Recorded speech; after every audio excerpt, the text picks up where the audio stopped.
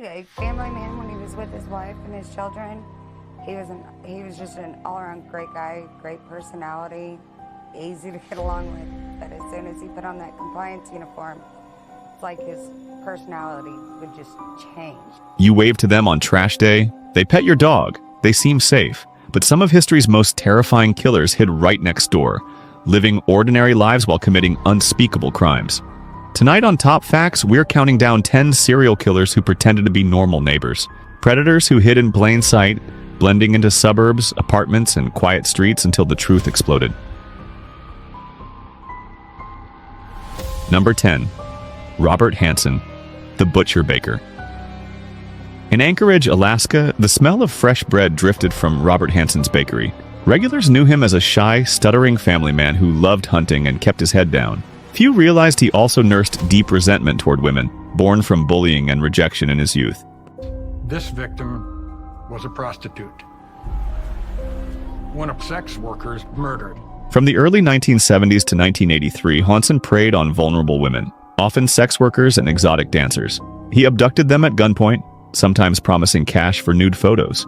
He'd chain or blindfold them, then fly them in his small bush plane to the remote Alaskan wilderness. Once there, he released them and hunted them for sport, armed with a rifle and a knife. Investigators believe he killed at least 17 women, and possibly more. His downfall came in 1983 when victim Cindy Paulson escaped, barefoot and handcuffed, and ran to police. A search of Hansen's home uncovered weapons, jewelry from victims, and a chilling map with 24 X's marking burial sites. To Anchorage locals, he was just the baker with a passion for the outdoors. To the women he hunted, he was death with a smile. Number 9. Robert Lee Yates. In Spokane, Washington, Robert Lee Yates looked like the man you'd ask for jumper cables. A married father of 5 and a decorated Army helicopter pilot, Yates served in Somalia and the Gulf War before joining the National Guard. He tended his yard, went camping, and seemed the picture of stability. He was very intelligent. He was very knowledgeable. He would take us hunting, fishing, camping. With all the kids thinking they're gonna see a deer. But after dark, he cruised Spokane's known strolls. He targeted sex workers, often shooting them in his van or car with a .25 caliber handgun, then dumping the bodies in secluded spots. He carefully wrapped many in black garbage bags, earning the nickname Grocery Bag Killer. Yates killed at least 16 women between 1975 and 1998. Police initially struggled to connect the cases because the women lived on society's margins and because Yates appeared so respectable. His arrest in 2000 stunned Spokane. Neighbors who'd seen him coach soccer and barbecue suddenly learned he'd been killing for decades while living the suburban dream. Number 8. Israel Keyes. Israel Keyes looked like any quiet tradesman. In Anchorage, he was a reliable contractor who showed up on time, kept his yard neat, and occasionally chatted with neighbors about home repairs. Beneath that calm exterior was one of the most calculated serial killers the FBI had seen. Keyes built a system to stay invisible. He buried kill kits, buckets filled with weapons, cash, and tools, across the United States years before using them. Then he would fly or drive thousands of miles, retrieve a kit, kill a random victim, and vanish. This made linking his crimes almost impossible. At this point, you see an individual jump in through the window. Right through the window? Right through the window. Have you ever seen something like that before? No. And then you see 2 individuals walk away. It looks like an abduction. His known murders include Vermont couple Bill and Lorraine Currier in 2011, and Anchorage barista Samantha Koenig in 2012. After abducting Koenig, he kept up the charade of a normal life, even going on a family vacation while holding her bank card. The FBI believes he may have killed at least 11 people. To those living nearby, he was the quiet guy fixing decks, never the predator planning perfect crimes from behind a contractor's smile. Number 7. Ted Bundy.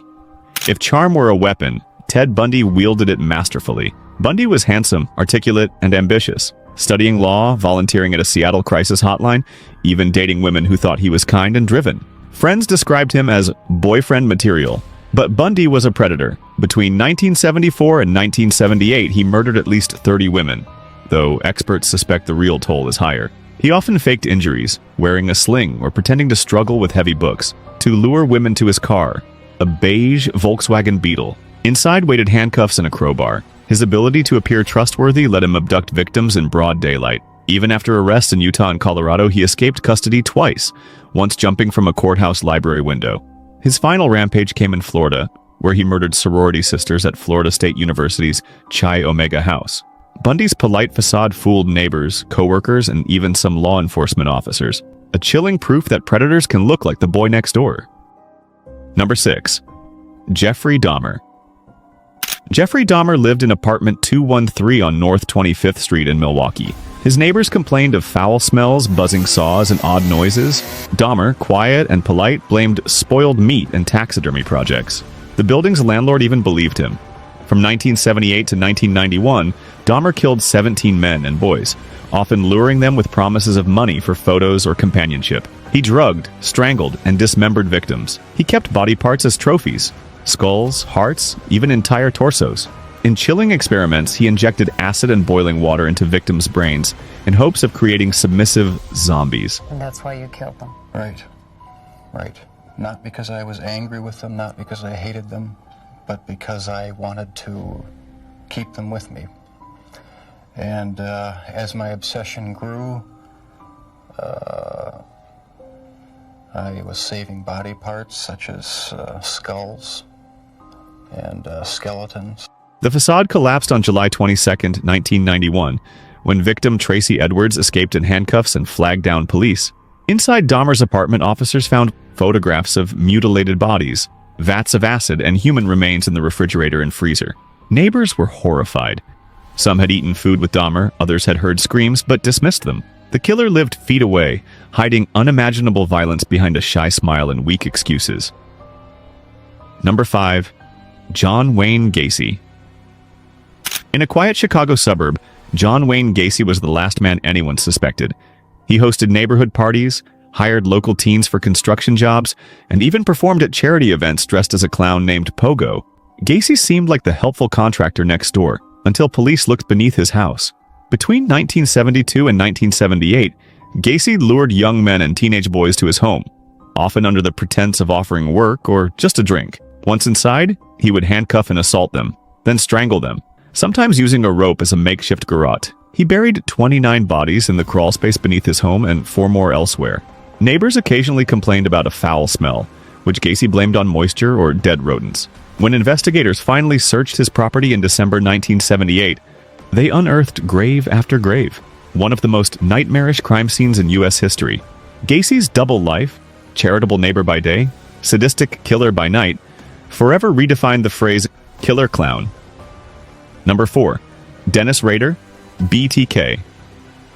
For decades, the BTK killer, bind, torture, kill, terrorized Wichita, Kansas. He struck homes, murdering entire families, then vanished. But no one suspected Dennis Rader, a friendly church president, Boy Scout leader, and city compliance officer.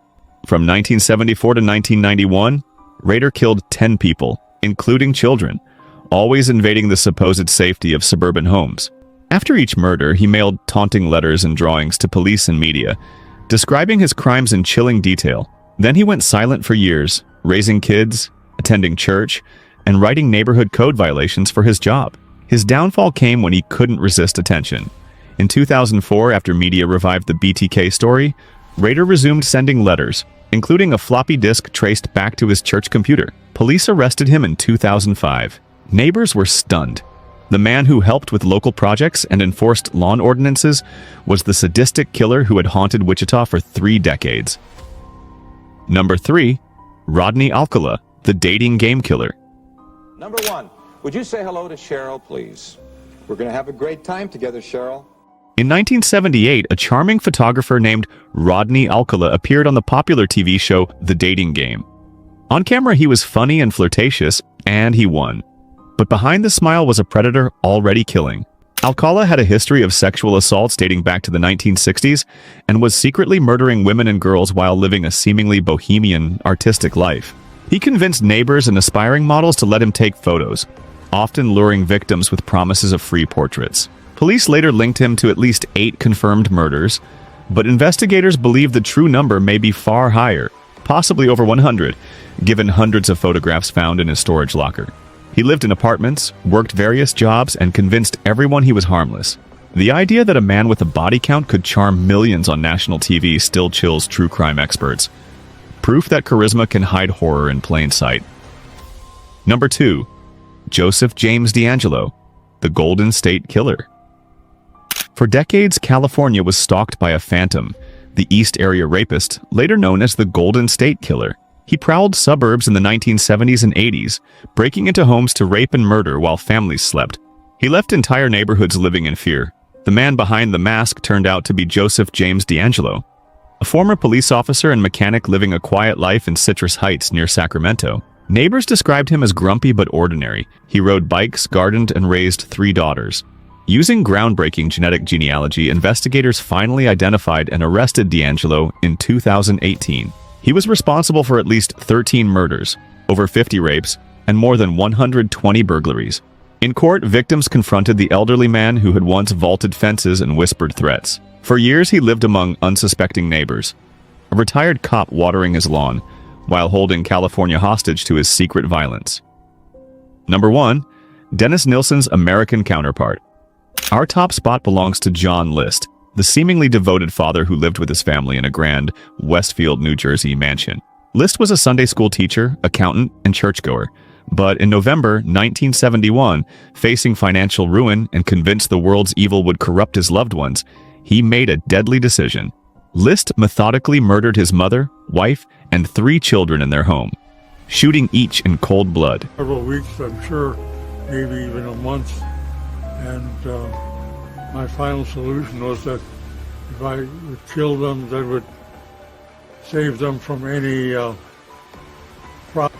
He laid their bodies on sleeping bags in the ballroom, wrote a confession letter to his pastor explaining he wanted to save their souls, and vanished. Neighbors thought the family had gone on an extended vacation. The mansion sat quiet for weeks, with lights left on by timers. By the time police discovered the crime, List was long gone. He built a new life under a new name in Colorado, even remarrying and attending church as if nothing had happened. For 18 years, he lived as the perfect neighbor until America's Most Wanted aired his story in 1989, using an age-progressed bust to imagine his older face. A neighbor recognized him, and List was arrested, finally answering for 5 calculated murders committed behind the walls of his picture-perfect home. From clowns to cops, church leaders to handymen, these killers thrived because they seemed safe. They mowed lawns, smiled in grocery aisles, and waved to neighbors while hiding unimaginable violence. Their stories remind us, evil doesn't always announce itself. It blends in. It shakes your hand. It borrows sugar. You've been watching Top Facts. If these stories made you double-check the shadows, hit like so more people discover them. And subscribe for more true crime deep dives into the dark corners of history and the human mind. Because the scariest monsters aren't hiding in the woods, they're living next door.